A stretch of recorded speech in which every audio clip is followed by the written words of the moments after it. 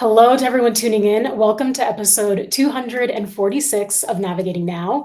I'm Lydia Lopez Hoods, a senior consultant here at Thaudium and your host for today. And I am so excited to welcome our guest, Emily Branton. She is an executive coach and founder of Boss and Buddha, a boutique coaching and consulting firm that helps high achievers and their teams achieve all of the success without all of the burnout. Emily, welcome.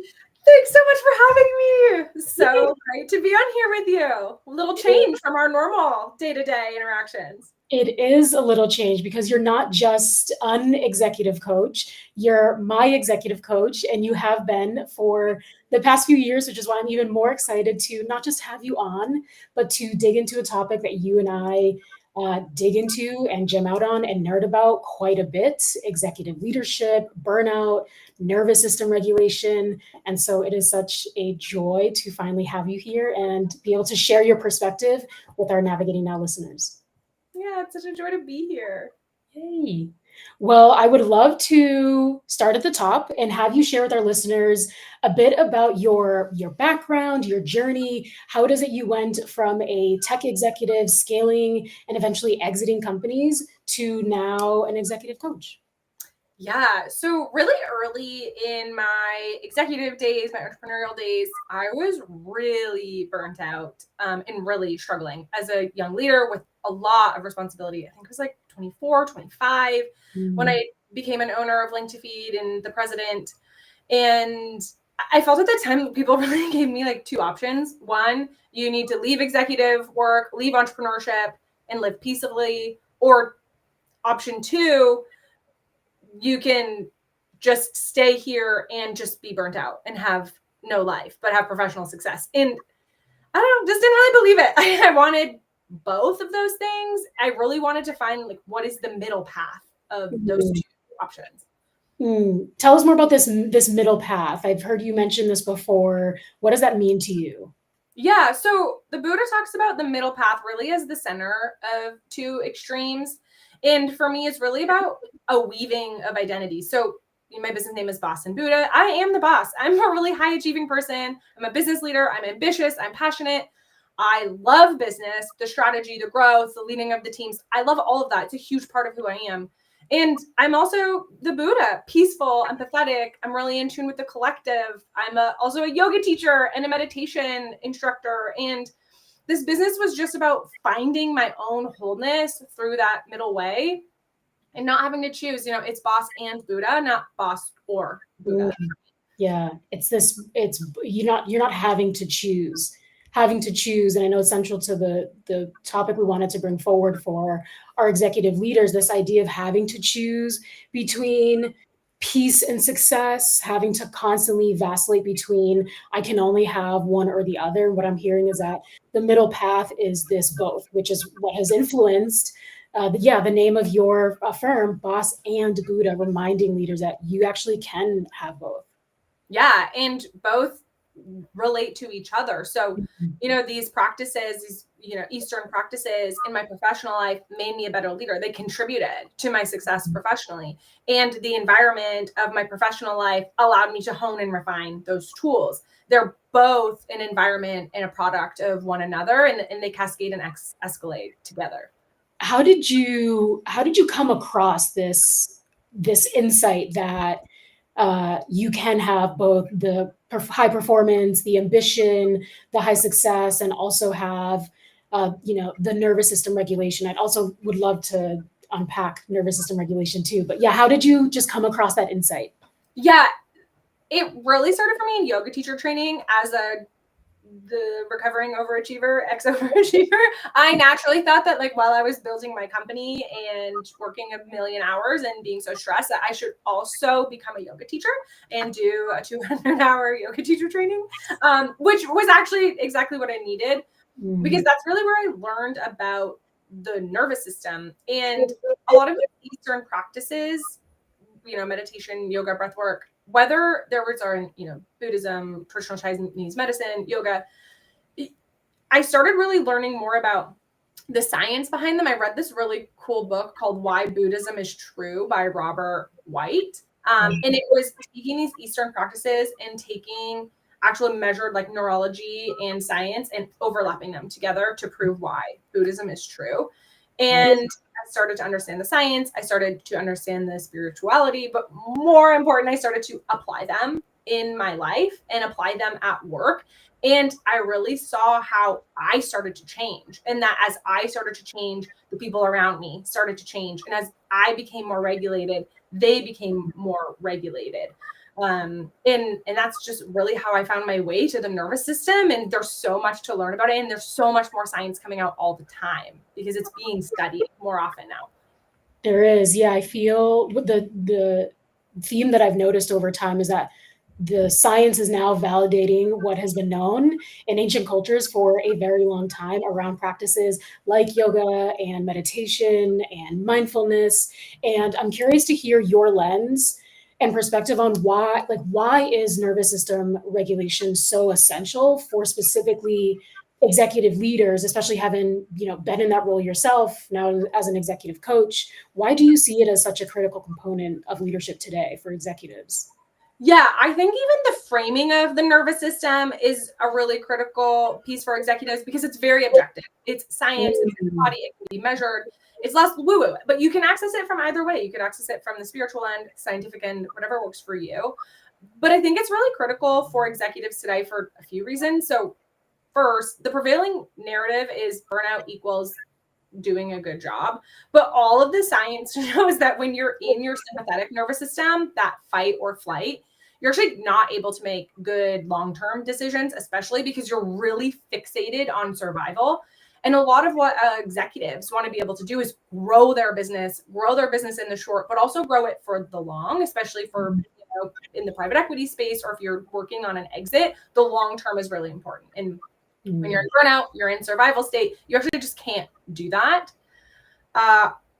Another reason I think is really important is because there's just such obsession with pace, and everything in the world is bite-sized, little truncated TikTok style clips, and it makes it really hard to slow down. It really helps fuel a dopamine obsession in the brain with that type of culture. And it's really important to start to train your nervous system to de-escalate over time. And it takes a long time to do that. I've been on this path, oh my gosh, for maybe like 5 to 8 years. And I still know that I have a long way to go because my external environment is a day-to-day factor. And then I think the last piece is really, with AI, we don't need to be machines anymore. We actually have machines who can do a lot of the thinking and a lot of the grinding. So you can take it as like, you no longer have to do the grind. You can really emphasize your EQ, your leadership qualities, or you can frame it for yourself as, if I really don't know how to lead, if I don't know how to regulate, which is a critical component of good leadership, I'm going to get left behind as a person. Well, there's something you just mentioned that really stood out to me is that the line that we don't need to be machines, we have machines. And this idea that we've been operating from a very machine-like place, at times the obsession with productivity, constantly being on, even when we see always on performance cultures that are just endorsing never disconnecting. And I'd love to maybe peel that onion back a bit more as to why do you think, even with the emergence of technology like AI and these tools that are available for us to lean on to do work for us, why is it so tempting to kind of stay stuck in the grind and in the doing if we have these kind of tools available to us today? I would love to talk about this. I think about this all the time, both from myself as a really high achieving person, but then also with my clients. I'd say it's a really kind of 3 factors that I see. First, a need for control. Doing makes you feel like you're controlling things. And sometimes it gives you a false sense of control, or prevents you from admitting that something may be outside of your control. So it's like, if I work 16 hours, then everything in my life is in my control. Everything in my work is in my control. And I can start to control my future with my effort. I see people get stuck in that trap a lot. Second is productivity tied to self-worth. Really common thing with overachievers. And then I think like the layer back from underneath that one even is that, if I'm working all the time and I'm super burnt out and miserable, that equals I am the hardest worker equals my worth is incontestable. And I've said this probably before, but you can get in a car and drive for an hour, and you can be in the car for an hour and drive around the block, or you can actually drive somewhere. And you can really easily waste an hour doing nothing productive, like driving around the block. So that's second. There's a lot of ties to self-worth. And then the third one is like, it just feels so good. The high of like dopamine and cortisol and adrenaline all wrapped in one is like my drug. Personally, it's so addictive to me. I love that feeling of being like on fire, crushing things out, crossing off the to-do list, just feeling so like fired up. And I really thought for a long time that was the only way to just be in the zone and actually do work. It's taken a lot of training to learn how to be productive and get work done without that type of super sympathetic and adrenaline fueled state. And I don't do it anymore because the crash from it has these just really, really nasty long-term effects on the body that make it not really worth working in that way, but it does feel so good. I couldn't agree more. With all 3 points that you made, the first piece being this desire for control, which is coming back to the science of our nervous system and our brains being wired to actually seek control. And so when we are constantly doing and grinding and achieving, it really satisfies that part of our brain that wants to have that level of like deep, deep agency. And the second point that you made is this connection between worth and productivity and how important it is to be evaluating that relationship, doing the work to disconnect that idea that my worth is tied to my productivity. I think the last point is probably the one I would imagine maybe executives resonate the most with, in that it feels really good to get stuff done. It feels really good to be highly productive and to be crossing things off of your list. And that it's what I'm hearing from you, it's important to have the discernment between the sense of accomplishment versus just being locked in and grinding all the time without taking care of yourself, without taking care of the things that matter to you, without making sure that your peace and your well-being is also part of what you're focusing on. Yeah, I think also if you just give yourself too much time to work, you cross the wrong things off the list. You actually just waste energy, and the ROI of your time goes way, way down. The ROI of your time goes way up when you're regulated, because it's not just a one-to-one, like what your horsepower is to get things done. If you're regulated and calm, you create a multiplier effect by your team, the people around you, also being regulated, also being able to do their best thinking because they're not in fight or flight. And then them being able to do more work from a regulated place. And then the people and the layers below them being able to do it. Like the leader at the top really sets the tone. And your nervous system is your leadership style. The way you show up as a leader is going to trickle down to across the entire organization. And the best ROI is the way that you show up and lead. That is truly what gets the most work done in an organization. And it took me a really long time to figure that out. I always felt like I should just, that person's struggling, I should just take on their work. I should take on more. I would show up definitely not as my best self. And then it would slowly erode the productivity of everyone else around me because they would feel less safe. They would feel more worried. They would feel less in control, try to create more control. And they would mirror how I was working. And then we just have a whole bunch of people who were really burnt out. You just said a word that just struck a chord with me, because you and I have talked about this quite a bit. You said it will mirror itself into the team and mirror neurons. Can you share with our listeners the importance of like knowing about mirror neurons as an executive leader? Science, baby. So someone once told me that my energy was contagious. And I was like, what does that mean? Like, I'm sorry to swear on the podcast, but like, what does that mean? My energy is contagious. And it's actually scientific. It's not just energetic.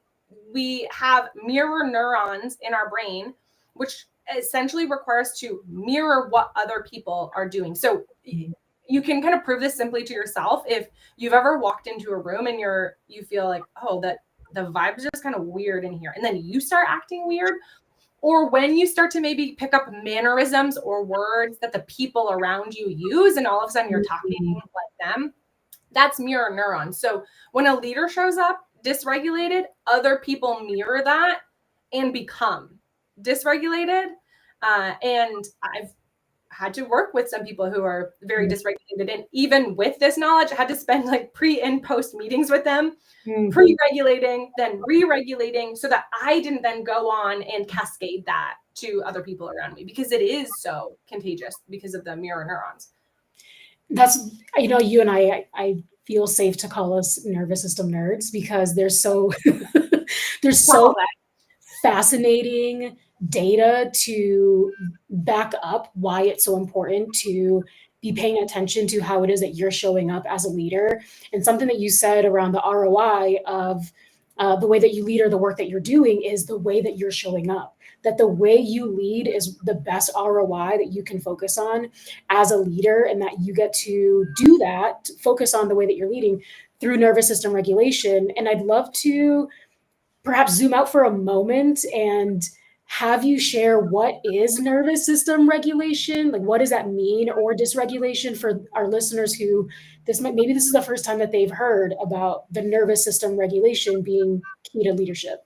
Yeah, I'll give the really like abbreviated version of it, because the nervous system is a really big thing and not really just one thing. So we'll really focus on the two main branches of the nervous system that are relevant to this. So one, your sympathetic nervous system, your fight or flight response.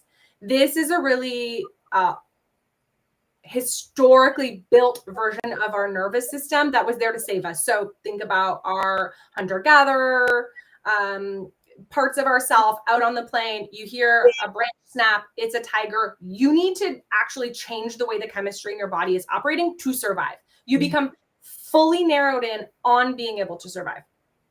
Then on the other side, you have your parasympathetic nervous system, which is your rest and digest. This is the point where these body functions you shut down to survive come back online. Repair, restoration happens. Digestion is a part of this. Hormones, especially women's reproductive hormones, are a part of this. And the way our body is designed is to be able to move pretty fluidly between these two parts of our nervous system. And really, at max, we should only be in our sympathetic state, our survival state, for about 4 hours at a time before we move into the parasympathetic rest and digest. What happens for a lot of people, if you think about a work day, so you really operate from this on fire type of work style, you get stuck in sympathetic, and maybe you're there for 8 hours in the workday, or maybe you're there for 12 hours in the workday, or maybe you never leave because you are just in it so often that your body doesn't naturally know how to flow back into the sympathetic rest state. So regulating your nervous system isn't staying in parasympathetic, it's helping your body learn the natural process for moving between them. And that when you are out of the survival mode, right? Like, sympathetic isn't bad. We need that to survive.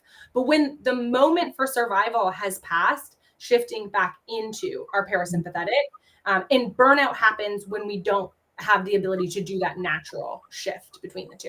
Yeah, being able to swing back fluidly between those states. And I really love the data call out on, we're only supposed to be in the sympathetic state, in that activated state, for maybe 4 hours of the day.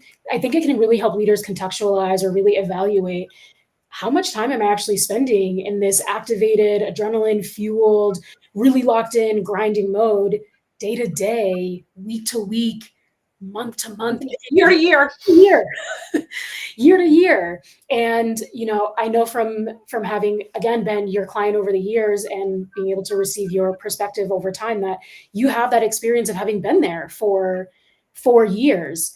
And I'm curious here, is there one maybe mindset or guidance that you would give to a leader who's listening, who's maybe stuck in this? Perhaps it's around the health consequences of being stuck in this state for extended periods of times, chronically dysregulated. What's something you would bring forward to an executive leader who's in this state? Yeah. And first, I want to underscore, like, the cost for being in this state is so high. Those really great, like, dopamine, cortisol, adrenaline, those hormones I mentioned that feel so good when you're in sympathetic, they're meant to be a short-term form of fuel. They're not meant to last you all day, every day for a good portion of your life. So when you run on that, the cost is high. It's, you're borrowing on a really high interest. So it can lead to disease, breakdown. So I just wanted to really underscore that doing it feels good. And that's what I meant by the cost of it. It's really a long-term cost to your system. I think about nervous system regulation, especially for really high achieving people who spend a lot of time or have spent a lot of time in sympathetic, as 3 steps. So first step always is like find some sort of baseline of regulation. That could be a really simple practice. Could just be tuning into your body. How do I feel right now? Am I burnt out? Do I have energy? Do I have energy that feels like this on fire mode and feels really good? Okay, just where is the nervous system at? And then I find the next most effective step is trying to eliminate some of the threats. So some things that your body perceives as a threat in the modern world are, listening to really scary true crime podcasts or the news that are about death and really scary things in life. Our phones are just like, we could probably start a whole podcast on how they really activate sympathetic nervous system on purpose to make you feel like you need to be on them and respond. Those are probably the 2 main threats. And work emails, work Slack, those being on the phone, being ever present. So it's how can you start to ease back on some of the threats, remove some of the things that are activating your sympathetic nervous system, and then slowly start integrating some practices, breath work, meditation, yoga. Sometimes those feel really hard to access up front. And one of the most regulating things that you can do is actually just go for a walk in nature.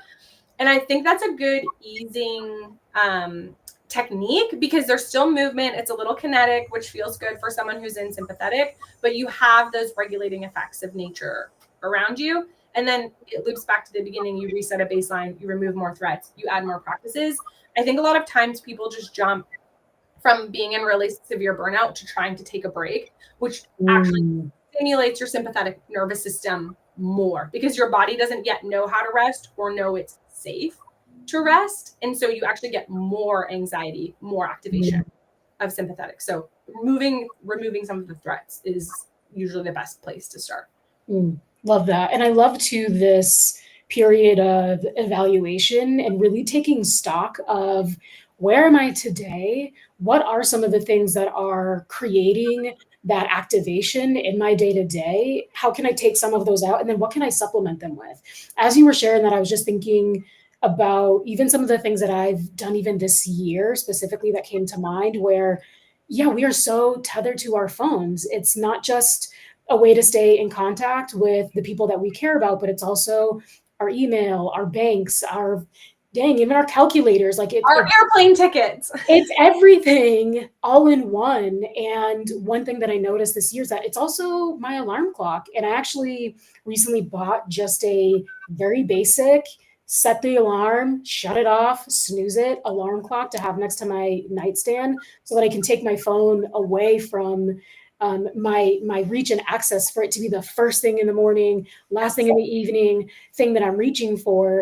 And I really love just presenting this guidance for leaders and especially executive leaders who already have this ability to analyze and take stock, but to apply it to a different aspect of their life and really looking at what is causing activation and then what are those easy, quick things like going for a walk in nature that's really accessible, that doesn't cost me any money, that I can just reach for right now, even if it's like a 2-minute walk.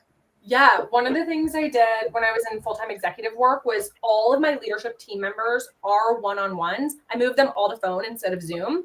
And I encouraged people to walk with me while we talk. So I always took a walking meeting. Sometimes we have something more tactical we had to work on, but one-on-ones really are more about the relationship, the strategic aspect. It needs a lot of kind of creative thinking, and being in motion and walking was awesome.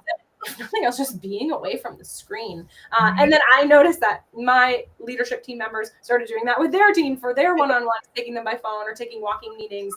It's just a great moment to step away. And the alarm clock example is perfect because it can be that simple. Starting to remove the threats can be that simple. And then you're finding time back in your day instead of trying to add time to your day, which as an executive is really hard. Your day's already really full.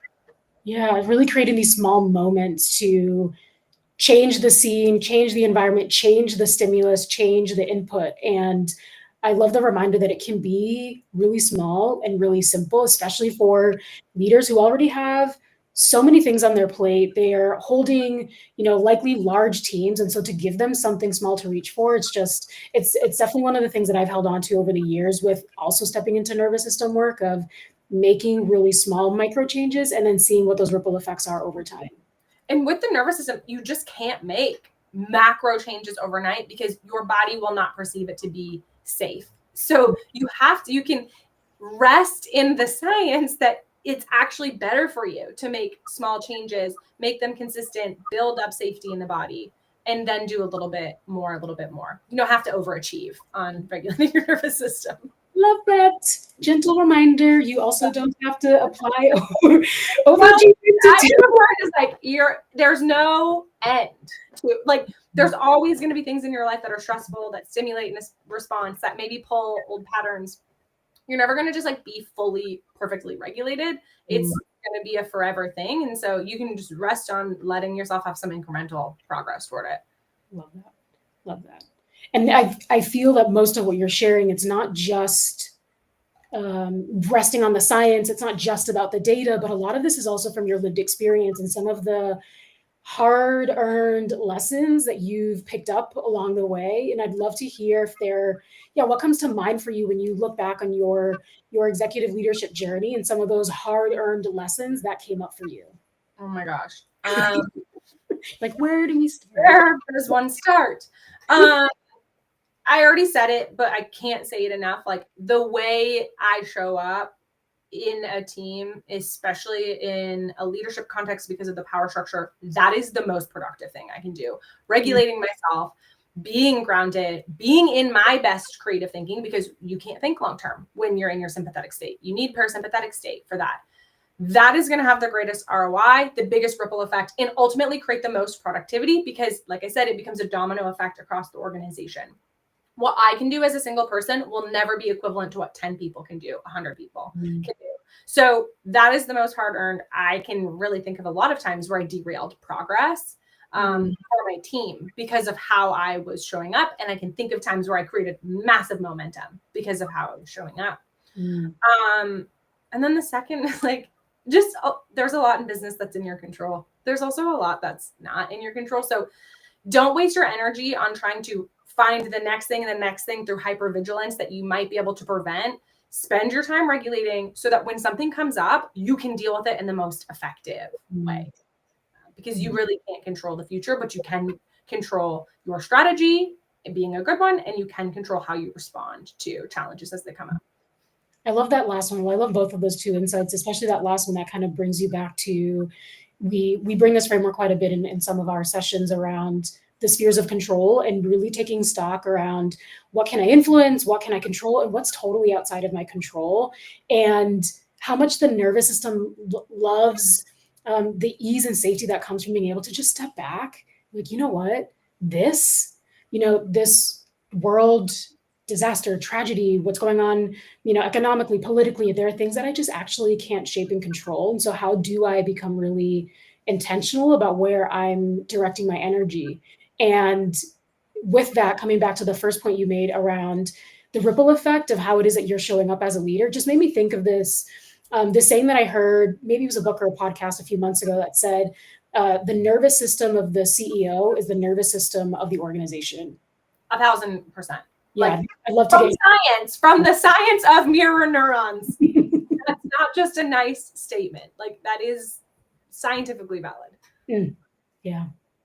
Gives me a lot of, it's a lot to sit with at times too, just thinking about the power that we get to have to shape the lives of others for, great reasons, for empowering reasons, and also noticing that, maybe there's a way that I showed up before that really didn't enable my team to succeed. Being able to just take those insights, integrate them, and then choose to lead and show up differently next. Yeah. And again, like, it all happens slowly and over time. None of this happened for me overnight. I made a lot of mistakes. I derailed progress in my own business and had to just learn a better way to do it. Well, with that, the time has just disappeared on us. I have two closing questions. The first one is, if a leader is listening to this, an executive leader has been tuning in or catching the replay, what are some final words of wisdom that you'd have for them if they maybe are today in that dysregulated state that you were years ago? What wisdom would you give them? Yeah. If you got here from this really dysregulated state, amazing. Like, you are where you are in an executive role. That is amazing. And imagine what you can do if you also show up and regulate. So there's just so much more available to your success when you incorporate this nervous system science. So where you're at, you're not going to go backward. You're only going to go forward, and you're going to probably go forward faster and in a bigger way. Ooh, go forward faster in a bigger way. I love that last piece. All right, last question. Someone's listening, they're like, Emily, you sound like a fantastic coach. And I know it because Lydia Ann has been your client for years, validating this. Where can they find you? Yeah, you can find me occasionally on Instagram at Boss and Buddha, although my profile will tell you my life prefers, or my nervous system prefers my life offline because social media is really dysregulated. You can find me on LinkedIn. Or my website is also bossandbuddha.com. I always love to chat with people. If you're just feeling you're in this crux and you're a little stuck in burnout, just set up a discovery call. My goal for them is that you always walk away with some insight on where you want to go, what you're ready to change, even if you don't move forward with coaching. So I find those calls a lot of fun just to help someone kind of set the stage for what's next for them. Love that so much. We do discovery calls quite a bit here too. And it's definitely one of our favorite parts of just being able to listen and tune in and be able to solve complex but fun challenges for the people that we care about. All right. With that, Emily, thank you for joining us for part one. It was so much fun. It was so much fun. Hopefully we'll have more parts, more moments to jam out on the nervous system. And to our listeners tuning in live or catching the replay, thank you for joining us. You can find us every Thursday live at 3 p.m. Central at thoughtium.com/live. And we'll catch you next week.